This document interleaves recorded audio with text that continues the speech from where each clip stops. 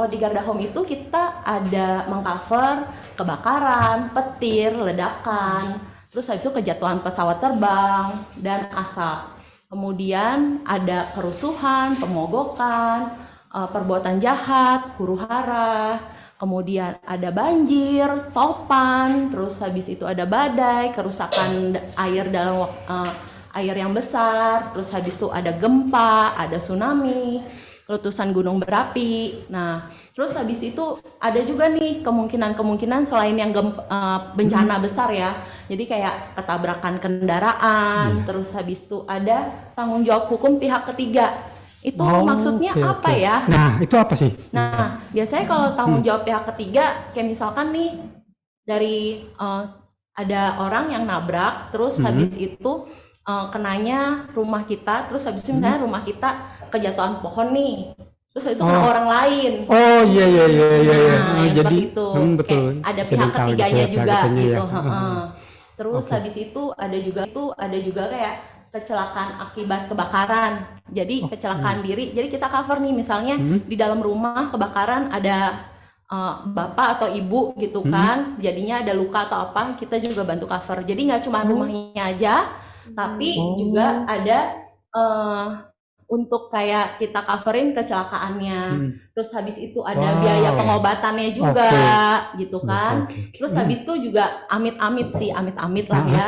Kalau misalkan ada santunan biaya pemakaman akibat kebakaran. Jadi amit-amit. Iya.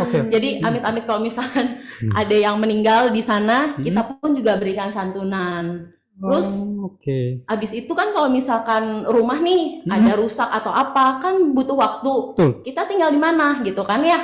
Nah itu jadi pertanyaan sih. Iya betul. Nah betul, kita juga cover nih biaya tempat tinggal sementara. Jadi kita akan kasih biaya untuk misalkan tertanggungnya ini bisa tinggal di mana gitu. Jadi selama rumah lagi dibangun juga bisa stay di mana dulu. Oh, jadi kita nggak harus bingung mikirin biaya untuk tempat tinggal cover kita gitu ya, Mbak? Iya. Oke. Terus habis itu juga ada biaya pembersihan puing. Karena kan kalau misalkan kebakaran atau apa kan puingnya ada banyak tuh, mau beresin kan ya, ada biaya lagi kan ya. Kita juga cover. Terus habis itu ada biaya pemadam kebakaran juga. Karena kan biasanya kalau ada kebakaran kita mau telepon, pastikan dia minta uang dulu. Kalau nggak minta uang, kayak mungkin lama kali ya datangnya ya. Nah ini juga kita cover. Dan yang terakhir ada biaya arsitek, surveyor atau konsultan hukum dan bangunan. Lengkap banget ya? Iya. Semuanya gitu di cover. Semuanya ada gitu. Ini kalau misalkan untuk all risk semuanya tercover. Wow.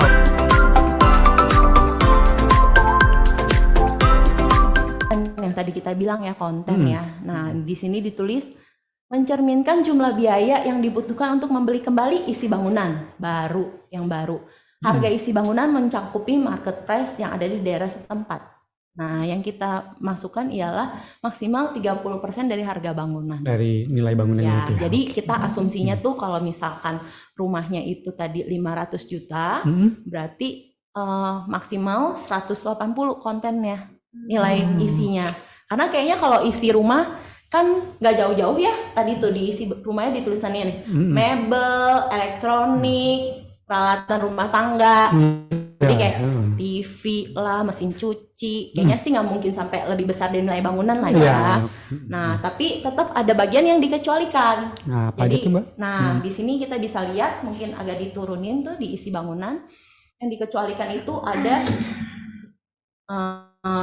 barang-barang pihak lain. Jadi misalkan rumah saya ada barangnya Mas Yofi gitu, ditaruhin misalkan apa gitu kan ya, barang-barang terus taruh di tempat saya, itu nggak bisa di cover kalau punya orang.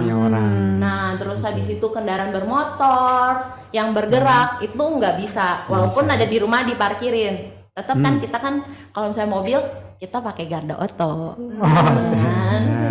Itu udah aman tuh. Iya. Jadi rumah mobil tuh nggak termasuk ya? Enggak, karena kan itu berjalan, itu asuransi mobil ada lagi. Gitu. Terus habis itu ada lagi kayak logam mulia, perhiasan, itu emang kita nggak cover. Terus habis itu kayak barang antik, dokumen, naskah. Terus habis itu ada obligasi, saham, perangkat lunak komputer. Ini maksudnya kayak softwarenya aja sih. Oh, software. Kalau misalkan komputernya kita masih cover, misalnya monitornya rusak gitu, itu kita masih cover.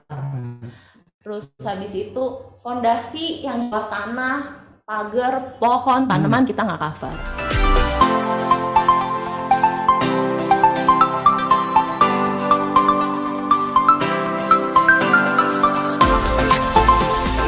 Makasih Pak pertanyaannya.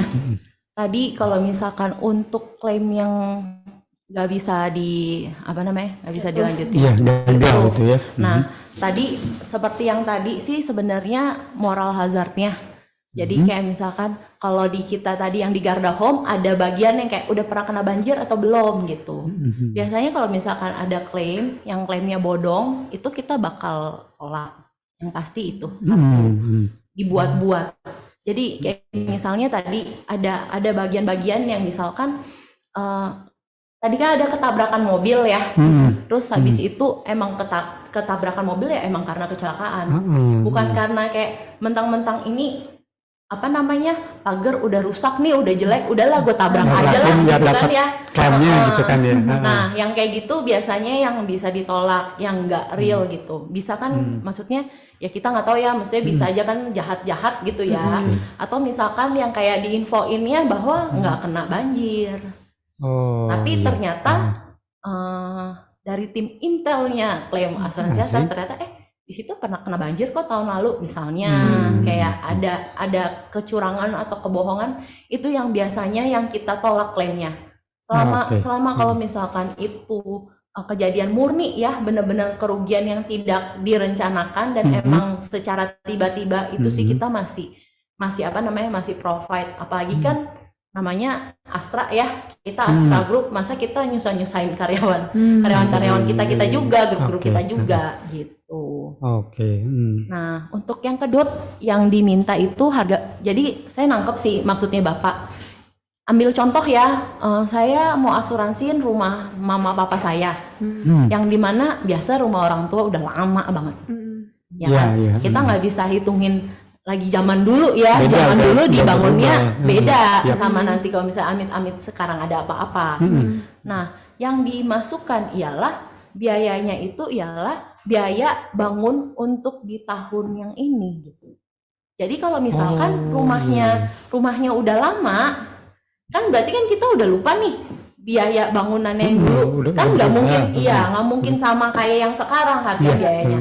Makanya tadi aku ada bilang kira-kira dihitung misalkan berapa luasannya dikali sama harga yang per meternya itu. Nah, bisa didiskusikan sama bagian yang arsitek teman-teman, kayak misalkan udah biasa waktu itu lagi sebelumnya ngebangun rumah itu kira-kira harganya berapa gitu. Itu bisa dipakai patokannya. Kalau misalkan itu udah rumah lama, terus habis itu itu udah rumah lama, terus habis itu aku mau bikin nih yang versinya nanti bakal bagus banget nih. Kan ada ya, kalau misalkan yang normal kan tadi per meternya 4,5 sampai 5 juta. Bisa juga kalau misalkan mewah-mewah isinya marmer atau apa per meternya 20 juta kan ya. Nah, itu nanti tergantung dari teman-teman sendiri nanti kira-kira tuh mau dibangunnya tuh mau yang seperti apa gitu. Tapi ya tetap aja maksudnya kayak luas bangunannya itu ya emang segitu. Jangan sampai nanti rumahnya kecil, terus habis itu udah lama, terus amit-amit ada apa-apa, terus habis itu tiba-tiba kasih sum insured-nya yang gede, terus tiba-tiba mau bikin gedung gitu kan ya, nggak gitu gitu.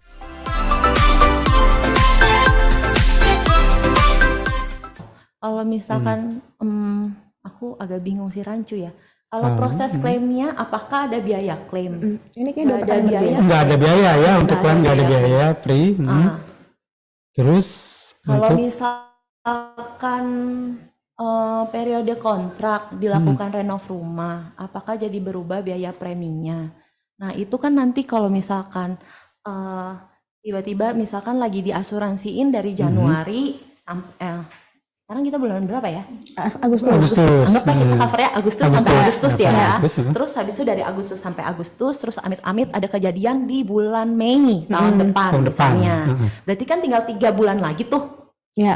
Yang dimaksud apakah biayanya berubahnya di next year atau gimana ya? Kalau misalkan di next year kan ada klaim.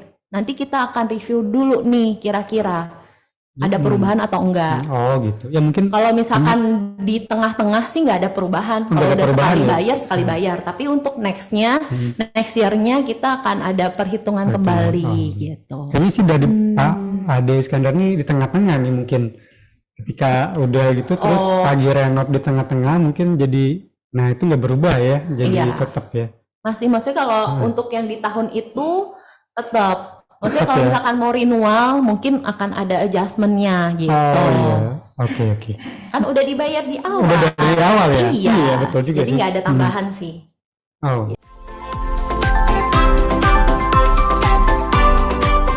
Iya, karena ada ini kejadian seperti ini gitu. Karena kita nggak bisa. Iya. Jadi kalau misalkan nggak ada sertifikatnya kita nggak bisa. Sorry banget. Nggak bisa ya. Jadi sertifikat EMBI nanti akan minta ditunjukkan saat proses klaim gitu ya? Iya, pas lagi klaimnya sih. Lebih ke arahnya ke klaimnya sih. Karena kalau misalkan lagi daftar kan kita kan nggak kasih lihat IMB-nya. Wah, sayang sekali sih ya. Karena kan Ada harus kesimbangan. secara tertulis kan ada kepemilikan ya. Kalau misalkan nggak ada kepemilikan agak sulit ya kalau misalnya nanti ada klaim. Harus lengkap. Gitu. Iya. Ataupun kebalikannya juga ya sama ya Mbak. Ya Mbak ada sertifikat nggak ada juga sama ya. Iya, Gitu ya. sorry banget ya Nggak bisa Mbak ya. Mei.